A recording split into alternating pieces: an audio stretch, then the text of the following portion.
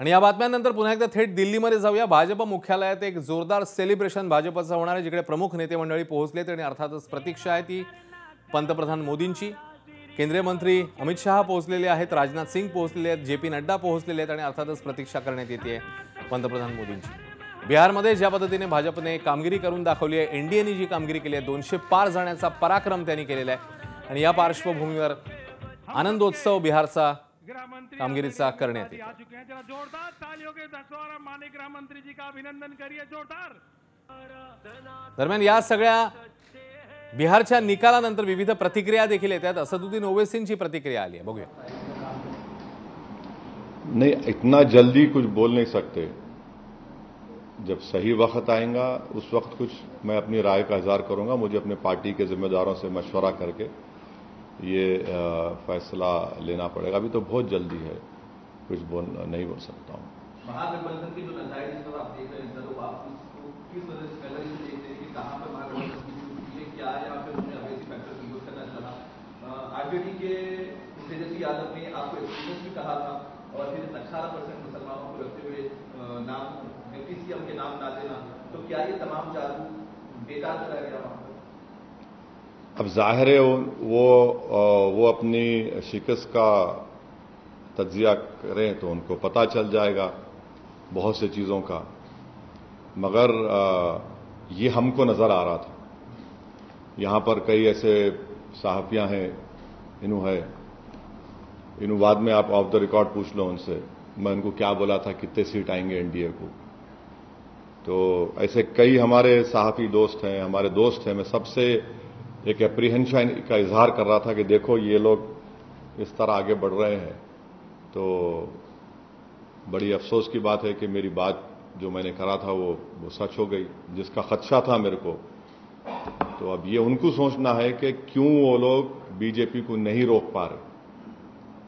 अगर आप ये समझते कि मुझे गाली दे के मुझ पर पत्थर मारकर, मुझ पर उंगलियां उठाकर, मुझे कुछ बोलकर आपका गम हल्का हो जाता है तो बी माई गेस्ट।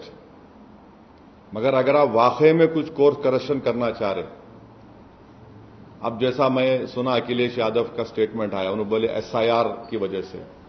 कब तक आप एसआईआर ईवीएम के ऊपर बकवास बात करेंगे? छोड़िए इसको, आप देखिए आपकी कमजोरी कहां है।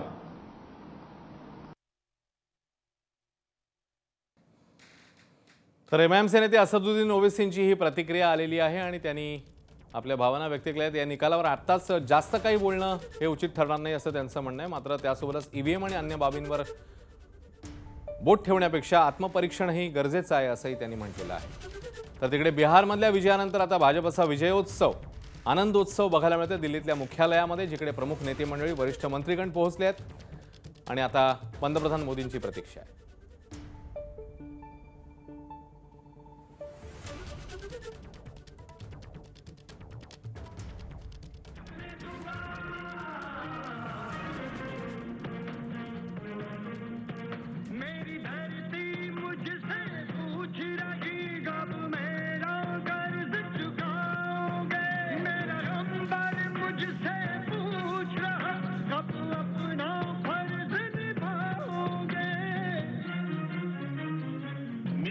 वचन है भारत मां को, तेरा शीश नहीं झुकने दूंगा।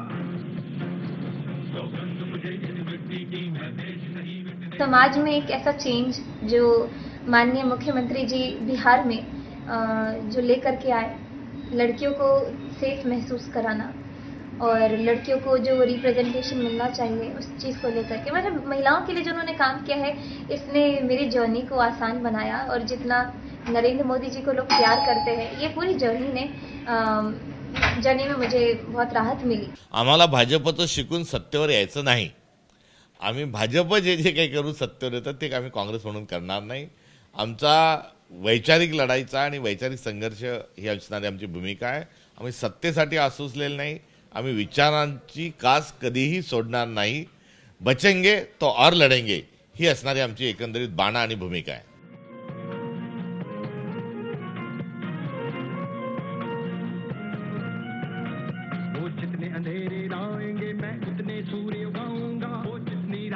मुळात आपण जर पाहिलं तर मुख्यमंत्र्याचा चेहरा आम्ही ना राजस्थानमध्ये दिला होता, ना मध्य प्रदेशमध्ये, ना महाराष्ट्रात, ना याच्यामध्ये.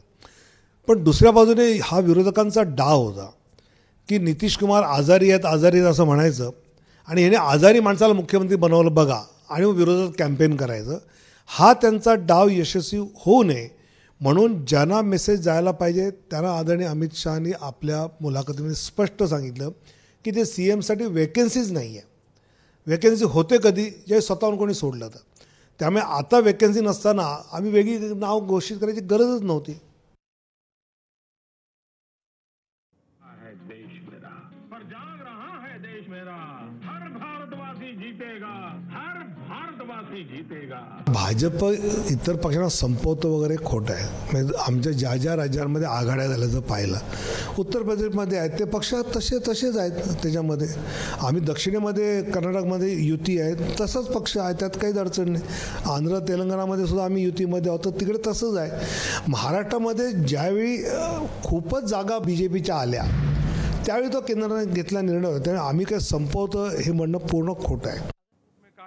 जाने वाले ऐसे प्रधानमंत्री नरेंद्र मोदी जी आने वाले हैं जिनके नेतृत्व में NDA को बिहार में ऐतिहासिक विजय हासिल हुई है.